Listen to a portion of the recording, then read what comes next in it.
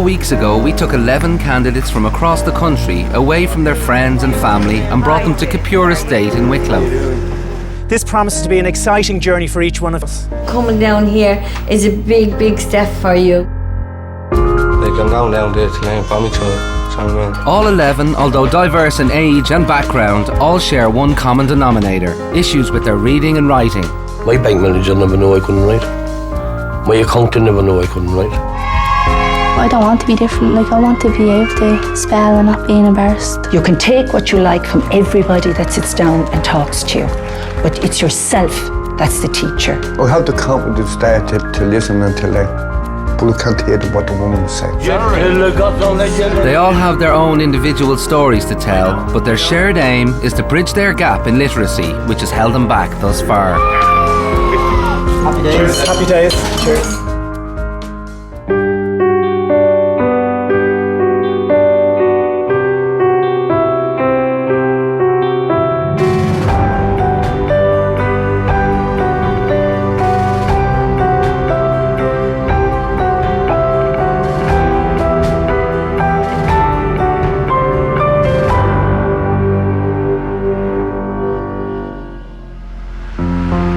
It's week 5 of this intensive reading and writing programme.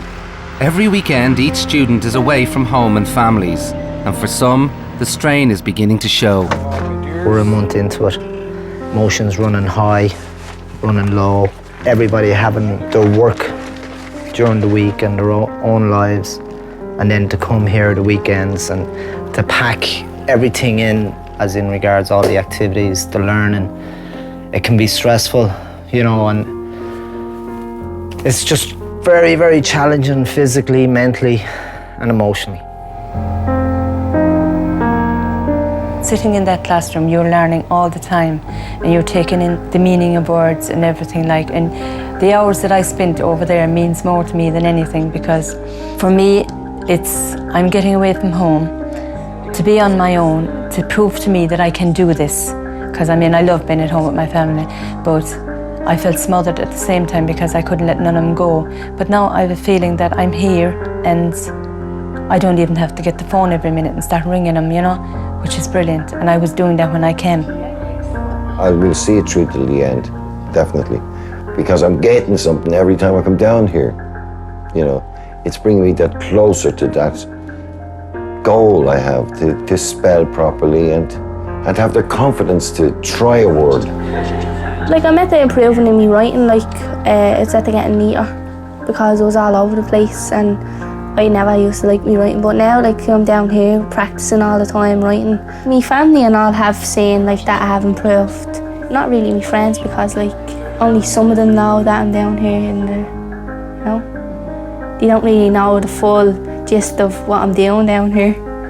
So they keep asking me and I just keep saying, and I'm just working for RTE. I feel more secure when I'm here than I do out there.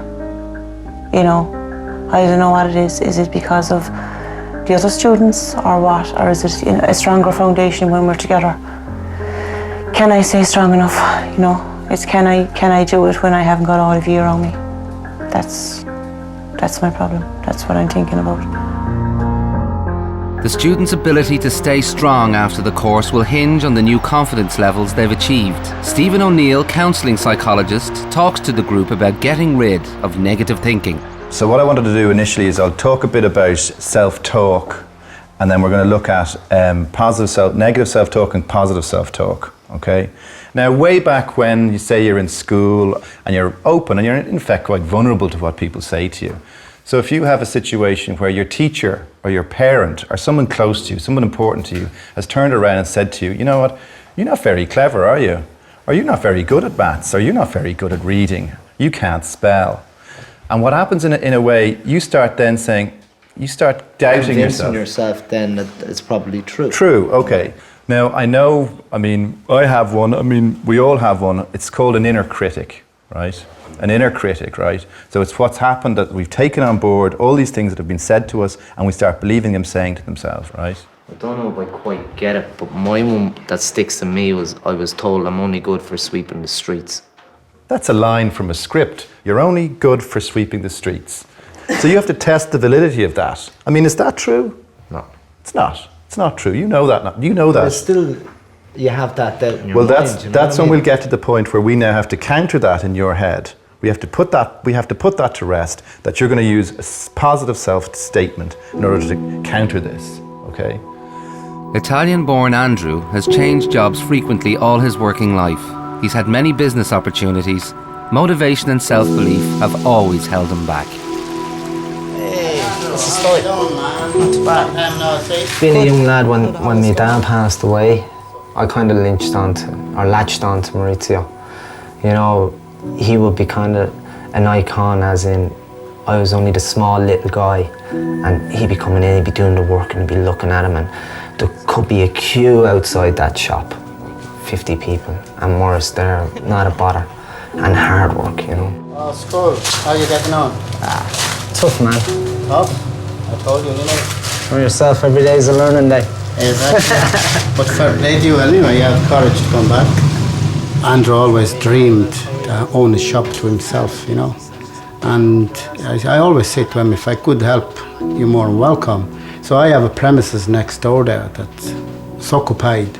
But we always thought, you know, if I had that place back, you know, how would you feel having a pizzeria or a coffee bar or something, you know? A lot of hurdles to climb first, but it's a good venture. And anyway, you could start coming in and do a bit of work here, you know? You're always helping me. But well, it's the fear, man, you know, it's the fear of getting back in there, you know, but... You need a willpower. Willpower. Also a good business head behind me to give me the drive to do it. When you're on your own and you've so much paperwork and you've nobody to confide in and you don't really trust anybody, because that's another thing with this. Well, I find with me being dyslexic, I find it very hard to trust somebody.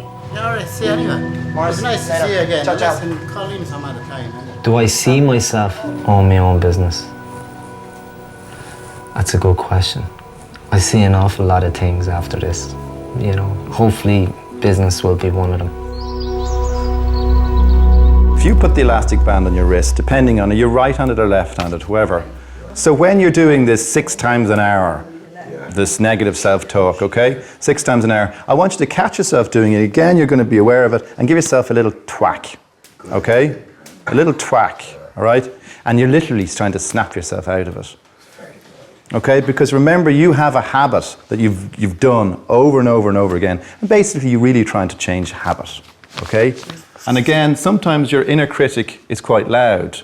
I mean, your inner critic, for instance, what does it say to you? There's no point getting involved. How so? Because I never get it. Do you know what I mean? Right. I don't want to actually make mistakes. You don't want to make mistakes? I don't like make mistakes. Is it a fear of failure you have?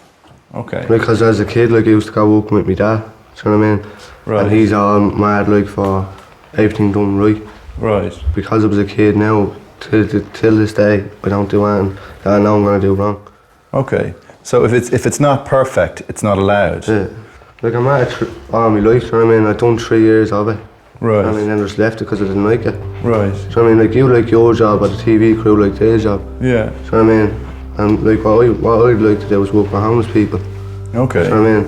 And not everything has to be perfect, so I'm getting rid of that. Paul had been homeless for 4 years. He's currently living in a temporary hostel. Now with the new baby, he needs to find a job and a permanent place to live. Hello, I was just ringing about your flat in the Evening Herald. See, I can't get them because I'm homeless. I was just wondering if you took rent allowance. Alright, thanks. I was just wondering if you took social welfare. Alright, thanks. No, I'm just waiting till I get out of see the house to get a job, like, until I can get a flat. And then I'll be working. Alright, thank you. The only reason I haven't got a job is because I'm homeless and no one will take me on. And no one will give me a flat because I'm homeless. Because as soon as you hear homeless, that's it. Or rent allowance. As soon as you say rent allowance, they're like, no, I don't want to. Finally, having called various agents, Paul manages to get an interview for a flat in Dublin city centre. And, are you working, Paul? No? No, not at the moment. I have to get back in, like, I'm a third year plaster. Just have to get back at it. Right, Paul, just mind the paint there. This apartment has just been vacated. So we're actually having it decorated because we manage the apartment. It's lovely, it's nice and big. That's what I wanted, was to sit room right in the bedroom. So I could have the baby in the bedroom and whatever, sit out in the sitting room. And it's perfect. Do you take rent allowance? No. We do accept rent allowance, yes we do. Well, in general now, Paul, we would have to check out your references. We would need, well, obviously you're not working at the moment, but maybe a past employer, and we would need your dad's employer. Yeah. Generally, we would need an employer reference, a previous landlord if they had it, and a bank statement, and then we would check out those references and also liaise with the landlord, because the landlords may have an opinion on who they want in the apartment as well. There's a huge demand, as you've seen this morning. There was quite a lot of people outside waiting to view this apartment. So if they're not working, you know, we have to ensure that the rent is going to be paid for the landlord, because obviously we're acting on behalf of the landlord. So we have to ensure that, you know, they can pay the rent. The competition, that's the only thing. There's about 100 people outside waiting for this flat, so I probably won't get it.